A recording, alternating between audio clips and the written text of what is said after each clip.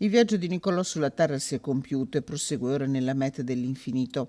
Come famiglia in questo momento ci stringiamo nel silenzio e nella preghiera di fronte al mistero, ma siamo certi che troveremo le parole per testimoniare la bellezza che ha seminato in terra Nicolò, il supereroe dell'amore.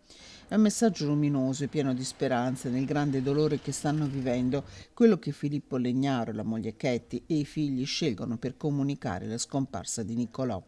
Aveva 12 anni Nicolò e dal 2020 lottava contro una grave malattia che sembrava sconfitta ed era ricomparsa nel 2024, strappandolo alla vita.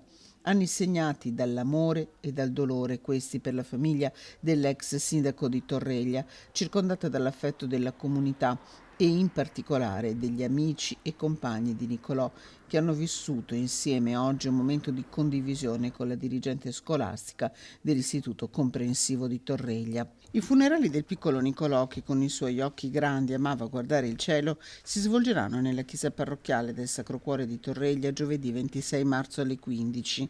Dalle 16:30 di mercoledì 25 nella stessa chiesa sarà allestita la camera ardente per quanti vorranno salutarlo, a cui seguirà alle 21 una veglia di preghiera in suo ricordo che continuerà per tutta la notte.